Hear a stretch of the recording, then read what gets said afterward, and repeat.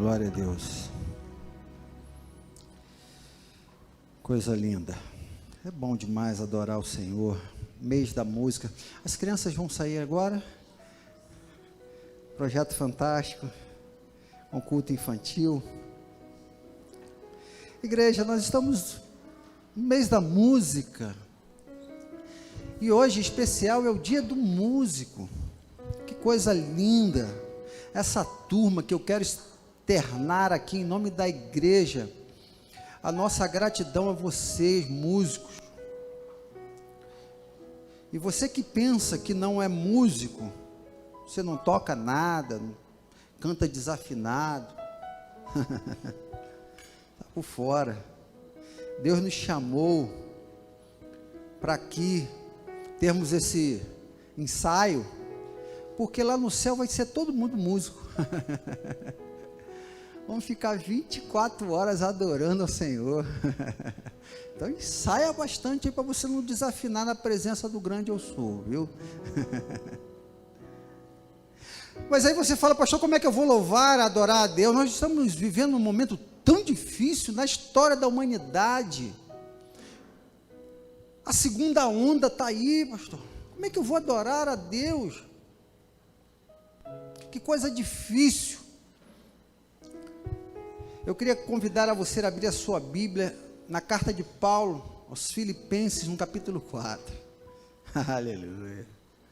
E você, por meio do Espírito Santo de Deus, vai imprimir essas palavras no seu coração. Para que, ao caminhar durante esta semana, e sabe, conduzindo para o final do ano, você com essas palavras no seu coração. Quem achou, diga amém. Quem não achou, diga EBD. Você precisa ir para EBD, cara. Filipenses 4, a partir do versículo 10, diz: Ora, muito me alegro no Senhor, por finalmente reviver a vossa lembrança de mim, pois já vos tinhas lembrado, mas não tinhas tido oportunidade. Não digo isto como por necessidade, porque já aprendi a contentar-me com o que eu tenho. Sei estar abatido, e sei também ter abundância. Em toda a maneira e em todas as coisas estou instruído, tanto a ter fartura quanto a ter fome, tanto a ter abundância como padecer necessidade. Posso todas as coisas naquele que me fortalece. Aleluia. Pai, ajuda-nos, ó Deus, a compreender a Tua palavra. Nós te pedimos em nome de Jesus. Amém. Esse é um dos textos mais citados aí na turma, no mercado gospel, vamos dizer assim, né? A turma gosta de botar isso aqui no carro, gosta de botar isso aqui no vidro da parede lá da janela. Posso todas as coisas naquele que me fortalece, mas sempre usando um pensamento um pouco distorcido, vamos dizer assim. Esse é um dos textos mais complicados que a nossa cultura, o nosso tempo, tem tido dificuldade de interpretar de forma correta, de forma bíblica. Esse texto, apóstolo Paulo está preso, possivelmente em Roma, no corredor da morte, vivendo momentos difíceis, e a igreja de Filipe, então, intercede por ele, envia ofertas para Paulo, e ele agradece essas ofertas. É o contexto que ele está dizendo aqui, que ele está vivendo aqui. Apóstolo Paulo, ele nos mostra que dá sim para estar alegre mediante a pandemia, as lutas. A Bíblia nos ensina que é possível você estar contente diante de algumas adversidades. Paulo estava preso, e você que é um estudante da escola bíblica dominical e que não falta uma escola bíblica dominical, sabe perfeitamente que na época de Paulo, a prisão não era como a de hoje, 6 refeições por dia, né? A turma aí, que está aí, que o pessoal não me ouça, né? Mas uma regalia aí, né? Mas a época do Paulo não era assim. A época de Paulo, a turma, o preso, quem bancava o preso era a família do preso. Quem mandava a comida, o dinheiro para ele manter, era a família, que se ele não tivesse família ou alguém para manter ele morria de fome preso. Se ele ficasse doente, não tinha médico. Não tinha isso que tem hoje. Paulo está vivendo esse momento complicado, preso e ainda assim muito alegre. Eu queria pensar com vocês aqui em breves instantes. Nós estamos no dia da música, mês da música, mês que a gente para e pensa sobre adoração. E também vivendo uma semana específica. Você sabia que o presidente Dutra estabeleceu uma lei em 1900 e... Não tem aqui a data? Só botei aqui. O Dia Nacional de Ação de Graça. A lei está aqui, 781. Em 1966, o presidente Castelo Branco sancionou outra lei em 5.510, para estabelecer essa data como a quarta quinta-feira do mês de novembro. Então, essa semana aí, está mais ou menos em paralelo com a lá dos Estados Unidos, mesma época, e olha, uma das maiores datas lá, que é comemorado nos Estados Unidos, você conhece a história, a tal do Black Friday aí, que está bombando aí, está falando aí, o mercado está falando, né? É importante a gente parar a pensar será que é preciso estabelecer uma lei, sancionar uma lei para que a gente tenha um coração grato? Um dia em que nós vamos separar para agradecer a Deus? Lá nos Estados Unidos, foi por conta de uma colheita maravilhosa que eles tiveram no ano 1621. E a gente aqui, será que vai precisar de ter uma grande colheita para começar a agradecer a Deus? Paulo diz que não tem nada disso. Muito pelo contrário, momentos difíceis, ele está muito alegre. Eu queria pensar com vocês aqui rapidamente como ter um coração grato, feliz. Ele diz: contentai-vos. Aprendi a estar contente em todo o tempo. Aprendi a contentar-me, a versão que eu li. Como é que podemos estar contentes, felizes no momento em que nós estamos vivendo? Alguns parentes desempregados, empresas quebrando, pessoas morrendo, alguns de nós enlutados. Como é que vamos viver alegres? Como é que vamos estar contentes diante de todo esse cenário em que nós estamos vivendo? Eu queria pensar com vocês aqui rapidamente alguns critérios que Paulo nos ensina para a gente ter um coração alegre. Primeira coisa, versículo 10 diz: alegrei-me sobremaneira no Senhor, porque agora mais uma vez renovaste em meu favor o vosso cuidado. Paulo está falando assim: olha, muito obrigado, porque mais uma vez vocês mandaram uma oferta para me abençoar. Muito obrigado, porque eu estou aqui preso em nome de Cristo, e vocês estão lembrando de mim mais uma vez. Paulo mostra que a gratidão, a alegria, melhor dizer, ele está alegre, muito alegre. A alegria, ela é filha da gratidão.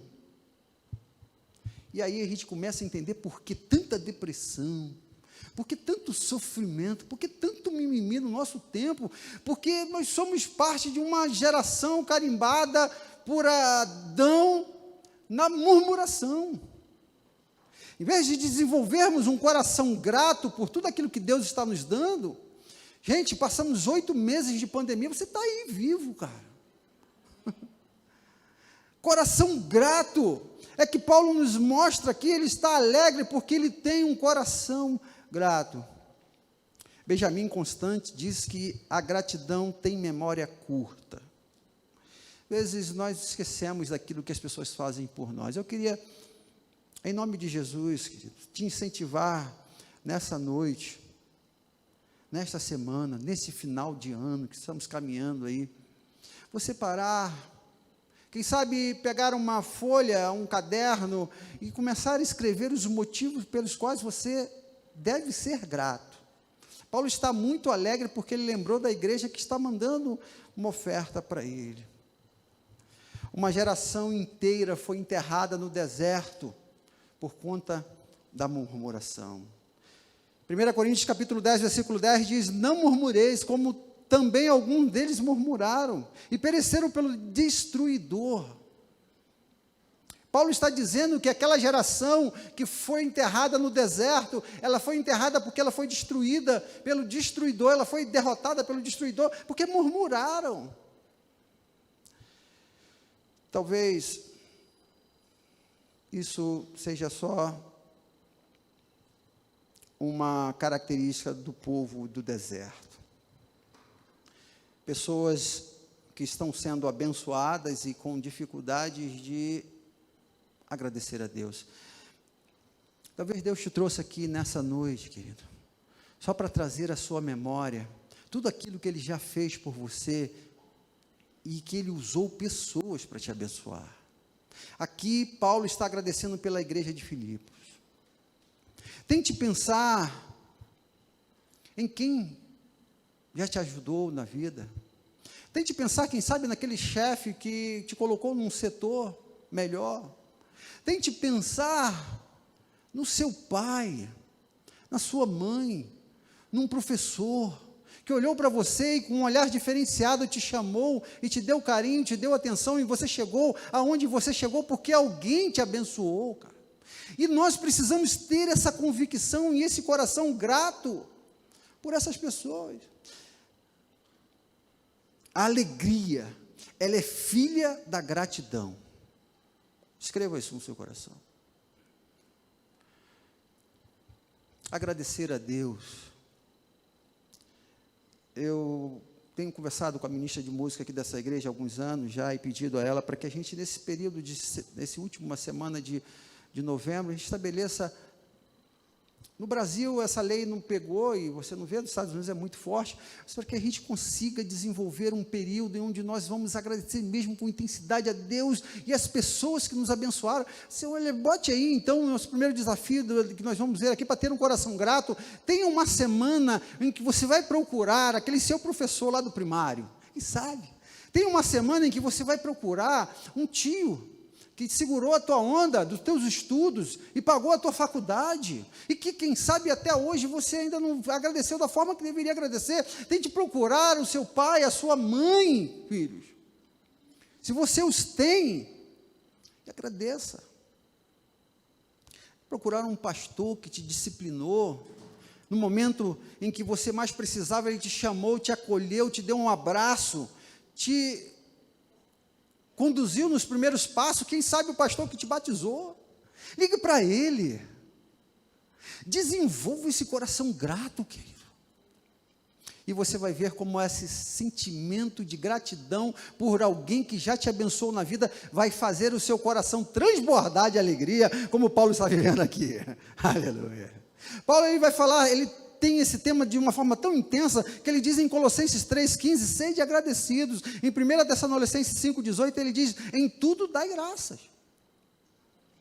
Primeira coisa que eu queria que você colocasse para você ser um cristão alegre, uma igreja contente, agradeça. Segunda coisa que esse texto nos mostra, versículo 11, uma igreja alegre, uma igreja contente. Diz o versículo 11, digo isto não por causa da minha necessidade, porque eu aprendi a viver contente em toda e qualquer situação. Coloca no seu coração a segunda coisa, em nome de Jesus, para você ser contente. O Espírito Santo de Deus trabalhou no meu coração para eu ministrar ao seu coração, porque eu acredito que quando Deus coloca alguma coisa no coração do pregador, é porque Ele quer ministrar no coração da igreja. Uma igreja contente é uma igreja grata e é uma igreja ensinável, porque eu aprendi a viver contente. A gente aprende a viver contente. Não é algo que vem, não é algo que você nasce com isso, não é algo que você vem por instinto, você aprende. Aprender a ter um coração ensinável é um dos grandes desafios da nossa geração. A gente aprende tudo que não presta. Você já ouviu isso de alguém, da sua mãe? Falar, meu filho, você só aprende que não presta, né? Aprender a ser grato e aprender a ser feliz, a ser contente. Aprendi a viver contente, diz Paulo. A palavra aqui aprendi no grego é matanó. que significa informações a partir de um processo. É um processo. A gente vai aprendendo a ser feliz. E como é que nós aprendemos? Nós aprendemos por meio de experiência, através dos nossos sentidos e da nossa percepção do ambiente. Então, o que que nós vimos? O que que nós olhamos? O que que nós ouvimos? E o que que nós sentimos através desses sentidos? O que que está entrando nos meus ouvidos, meus olhos? É assim que nós aprendemos. Nós precisamos viver contente através de qualquer situação. Eu queria destacar aqui nesse primeiro momento, nesse segundo momento, que uma igreja contente, uma igreja alegre, é uma igreja ensinável. Olha, igreja, falando não como igreja, vamos acreditar que igreja é ensinável. Todos nós temos um coração de pessoas que querem aprender, por isso vocês estão aqui. Mas existem pessoas que não querem aprender. Não sei se vocês conhecem pessoas assim, que você fala e ela não aprende. É claro que, segundo a psicologia, existem alguns transtornos, e os transtornos de personalidades, eles implicam em alguns processos de não aprender. Mas isso é outra história. Eu estou falando aqui de gente que apanha, que erra, que peca, e que faz e acontece, e que sabe que está fazendo errado, mas continua fazendo. Como vai ser feliz se não tem essa disponibilidade, ou essa predisposição, melhor assim dizendo, de perceber que aquilo que está fazendo e os resultados daquilo que ele faz são negativos, estão tendo desdobramentos de dor e de morte, e não mudar aquele ambiente, não mudar aquele comportamento? Como é que a pessoa vai ser feliz? Aprender em toda situação, ter um coração ensinável, e a partir desse momento, por mais difícil que seja, porque ele diz em todas as situações, nós vamos ver isso daqui a pouco, você ainda conseguir se manter em essência, acreditando que Deus, Ele te ama, e quer o melhor para você, e você não perde a sua alegria, mesmo diante de lições duras que nós aprendemos.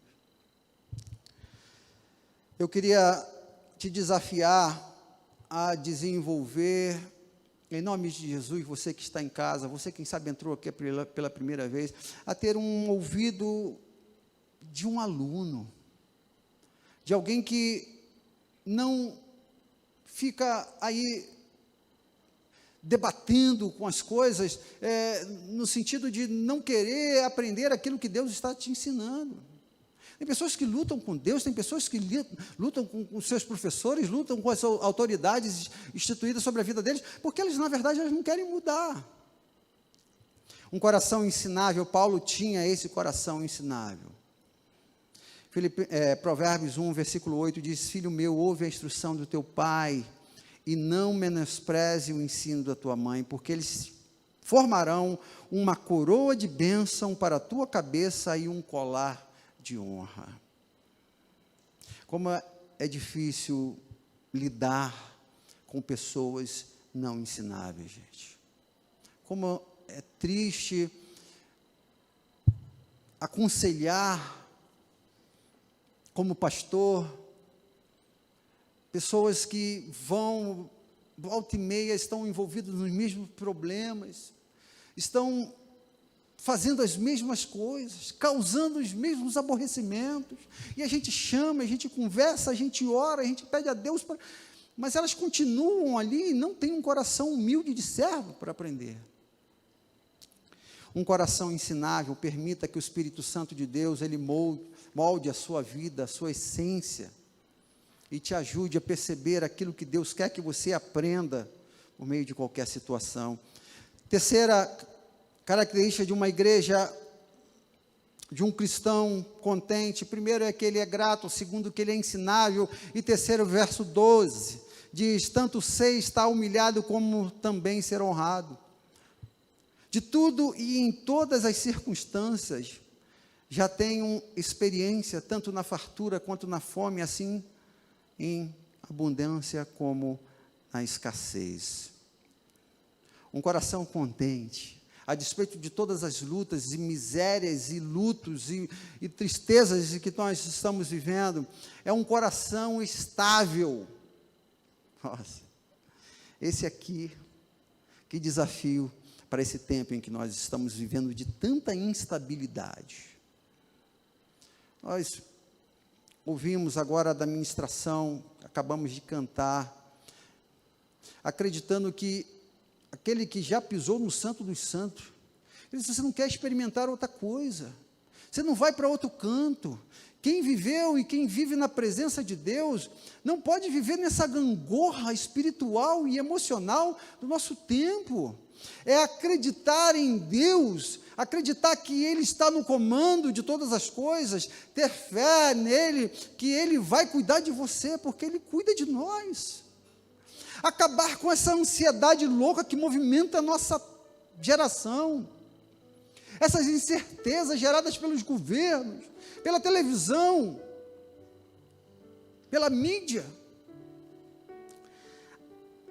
Já falei, isso aqui é uma palavra-chave para a psicologia, chamada depende. Na psicologia, todos os casos, as pessoas vêm até nós, e aí, mas assim, como é que... A gente fala assim, olha, depende.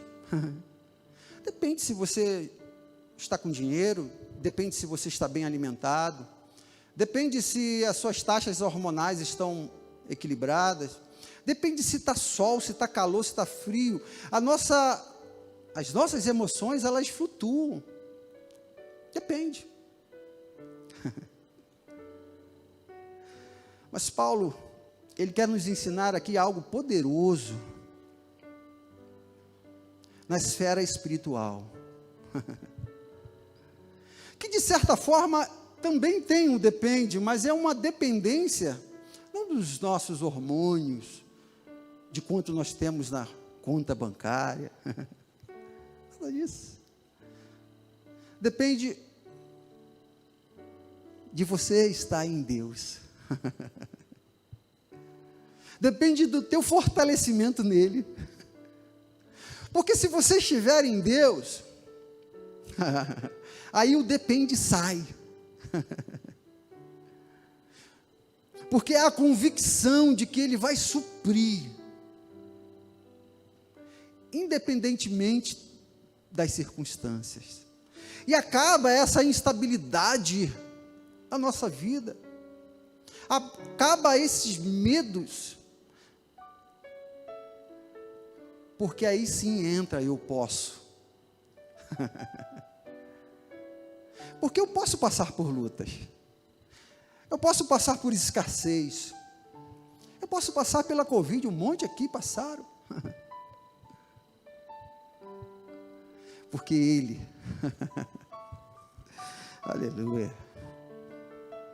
Ele está comigo, Ele está contigo.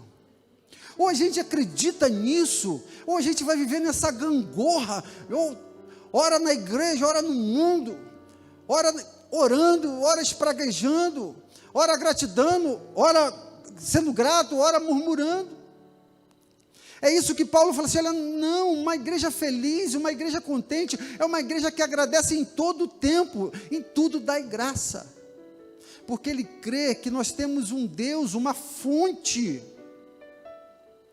de energia, de força, que quando nós estivermos passando por luta, quem sabe uma UTI, cara,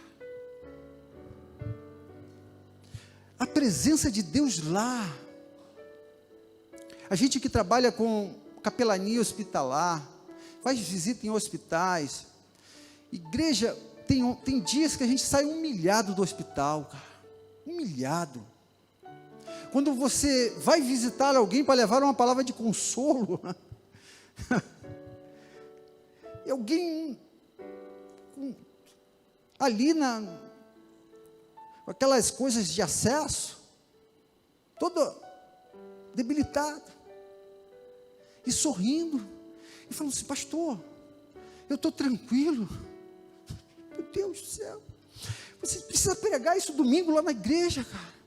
Vamos pegar aqui toda essa aparelhagem, vamos botar no púlpito lá para você falar isso lá para a igreja. Tem gente que está bem, tem gente que está com saúde, tem gente que está com dinheiro no bolso, tem gente que tem família e está reclamando da vida, cara. Agora, recentemente fui visitar uma ONG, falei isso aqui quarta-feira, antes de eu entrar de férias, que cuida de índios do Xingu. Eles retiram índios em situações vulneráveis que, se ficar lá, morrem, porque a cultura indígena, ou parte da cultura indígena, vocês sabem disso, se nascer com algum problema, eles morrem, eles matam, porque aquilo é uma maldição. Crianças lá que foram desenterradas vivas, tem lá aqui em Brasília isso. Projeto Atini, bote no seu coração, ore por isso. E a gente ter a oportunidade de uma cultura tão difícil, tão diferente da nossa, não tem televisão, não tem internet, não tem nada, cara. E uma jovenzinha de 13 anos que eu fui lá para atendê-la, é humilhante para a gente. Deixa eu falar uma coisa para você, eu saí de lá humilhado. 13 anos, o que ela falou para mim? Nós tiramos ela de lá, meio de Xingu, para cá. Não é Xingu não, é Xingu mesmo, aquela tribo, Xingu, famosíssima, é a Xingu, né? Que tinha um seriado antigamente, uma novela, Xingu, Xingu. Ela falou assim, eu quero voltar para a minha terra. Lá eu acordava de manhã, tomava um banho de rio, pegava a mandioca da terra, ralava, fazia um biju, o peixe a gente assava, coisa simples, cara. Eu falei assim, não, cara, não faz isso comigo não. E a alegria dela querendo voltar para a terra dela, não podia voltar porque uma doença degenerativa, se for para lá, morre. Igreja, eu estou citando isso para vocês, porque nós temos tantas coisas aqui, e ainda a despeito de tantas coisas e tanta mordomia, nós ainda temos um hábito tão triste de reclamar, de reclamar, de reclamar. Você tem saúde, cara. Você tem uma casa. E essa variação hormonal, emocional, e pior, espiritual. Como é que vai ser alegre? Como é que vamos? Paulo, ele diz, olha, eu aprendi tudo isso aí. As circunstâncias, são as circunstâncias que vai me fazer feliz. Não. É a presença de Deus em nossas vidas. Não é o quanto eu tenho no banco. Não é, gente. Não é a marca do meu carro. Não é, gente. Não é a marca da minha roupa ou do tênis que eu boto. Nada disso. Aprendi a viver bem em todas as circunstâncias. E aí sim você vai ter um coração de adorador. Paulo, ele fala isso, não é algo teórico. Você lembra?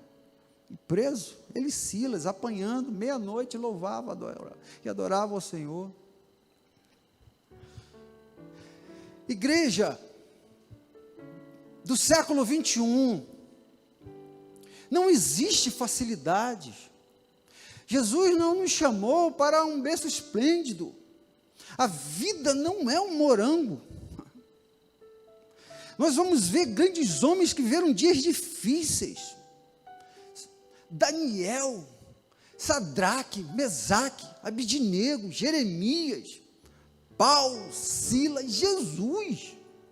Por que a gente não pode viver dias difíceis?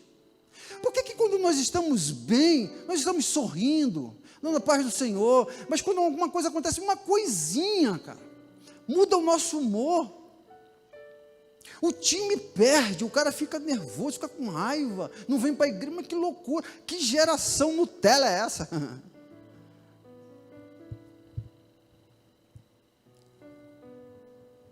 A palavra de Deus nos diz em Provérbios 24, versículo 10, se te mostra fraco no dia da angústia, a tua força é pequena.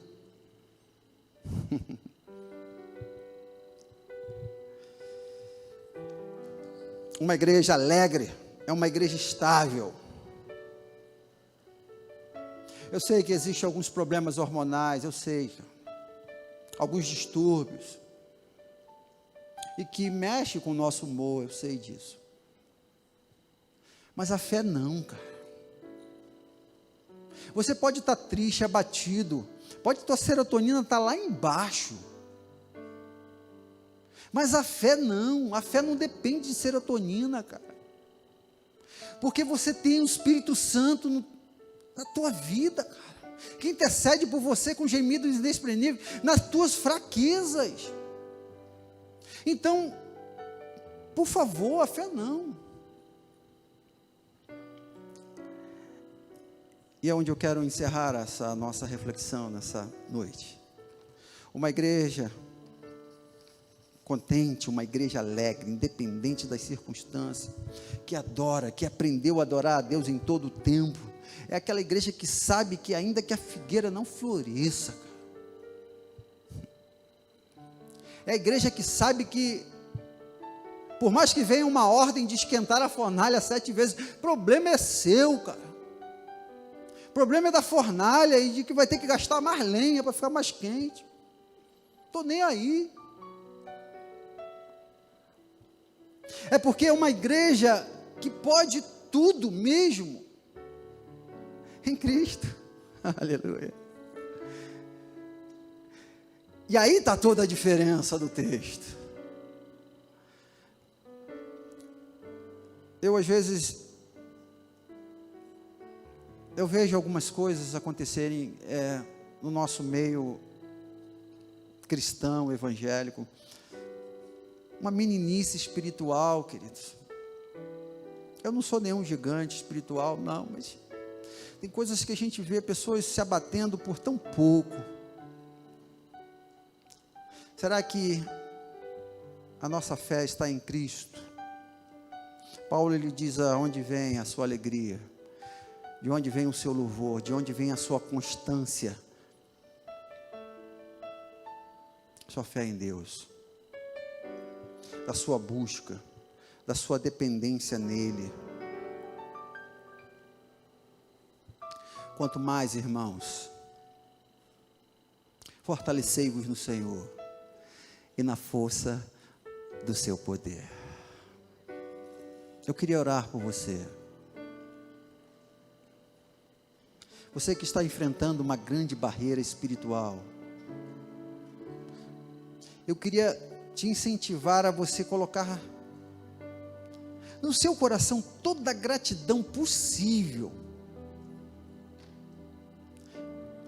E quem sabe, nesse tempo, agora, aí enquanto você está sentado, ou durante essa semana, enquanto o Espírito Santo de Deus vai te mostrando pessoas e nomes, a despeito da sua guerra, a despeito da sua escassez, a despeito da sua doença, a despeito de qualquer coisa que esteja tentando causar dor em você, eu queria te convidar a você louvar a Deus, adorar a Deus, a colocar no seu coração essa marca de gratidão que Paulo tem aqui.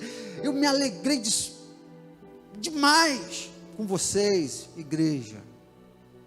Eu queria te desafiar nessa semana, você pensar em alguém em que você vai agradecer a Ele.